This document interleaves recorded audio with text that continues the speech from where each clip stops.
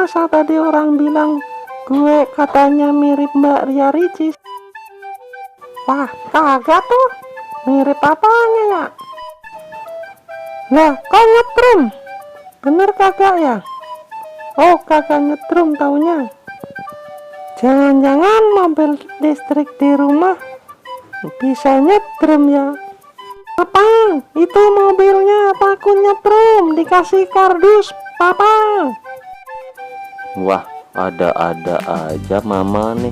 Masa mobil kok nyetrum sih? Jadi bongkar pasang, bongkar pasang, pasang bongkar, pasang bongkar, pasang lagi. Wah, tiap hari gempor nih. Kerjanya nutupin kardus. Coba lihat dulu videonya di YouTube. Kayaknya kemarin kagak ada yang nyetrum mobil listrik itu.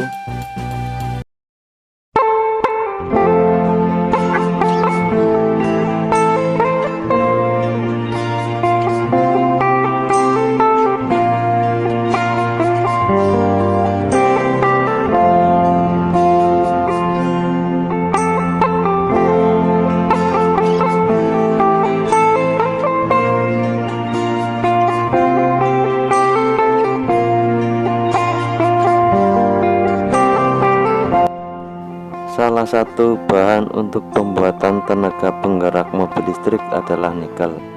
Nikel didapat dengan proses penambangan. Tahap pertama adalah land cleaning, yaitu membersihkan lokasi tambang dari tumbuhan. Yang kedua adalah stripping. Stripping adalah mengelupas lapisan tanah penutup. Lapisan penutup yang dibuka mencapai kedalaman 5-10 meter. Bergantung kondisi tanah. Setelah lapisan tanah penutup terbuka, maka nampak biji nikel dengan kadar sedang dan tinggi. Tahap ini disebut ore mining. Selanjutnya biji nikel kadar tinggi diangkut ke screening station. Di tahap screening station, biji nikel disaring. Selanjutnya tahap stockpile, yaitu tempat penampungan sementara ore sekaligus mengurangi kadar air sebelum diolah ke pabrik pengolahan.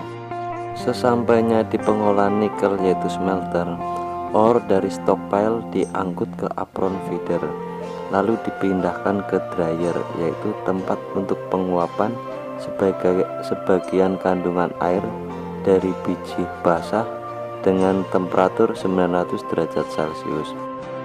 Setelah mengalami pengeringan, kadar air 20% kemudian dimasukkan ke rotary kiln untuk direduksi.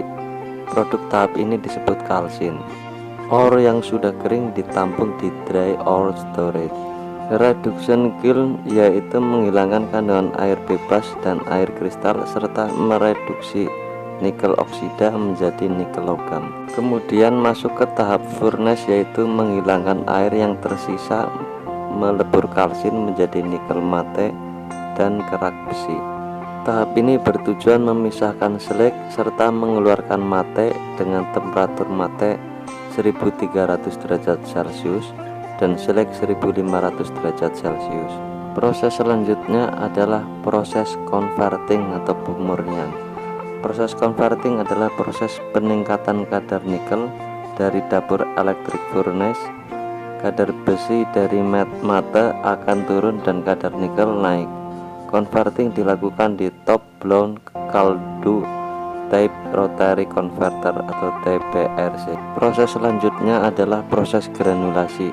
Proses granulasi merupakan tahap akhir. Mate cair dari proses converting akan disemprot dengan air dengan tekanan tertentu dan membentuk granul-granul dan butiran-butiran nikel mate. Kemudian granul-granul ini dibuat lembaran sebagai bahan pembuat baterai.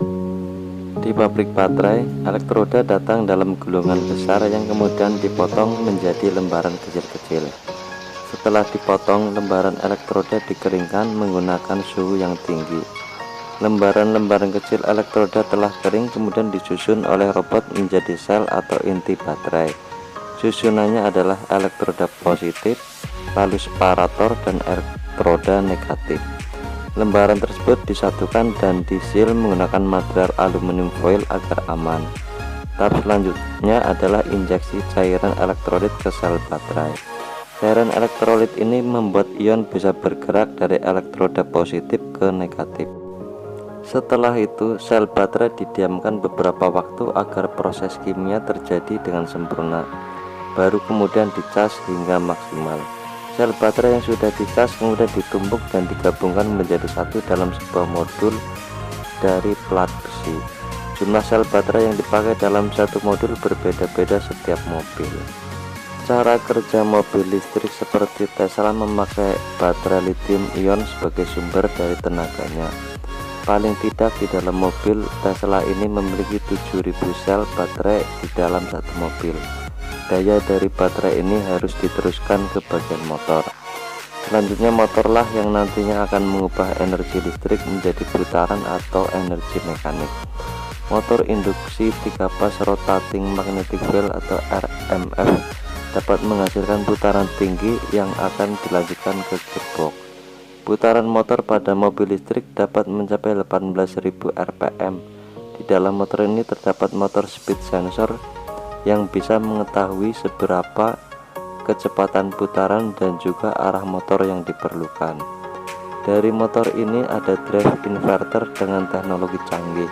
Fungsinya dapat menentukan perpindahan gear, mengetahui injakan pedal gas, pengemudi dan juga mengontrol akselerasi. Drive inverter menjadi otak mobil listrik. Drive inverter juga berfungsi untuk mengubah arus DC berasal dari baterai AC agar bisa memutarkan motor. Dari sini maka putaran motor dikontrol supaya sesuai dengan perintah dari pengemudi.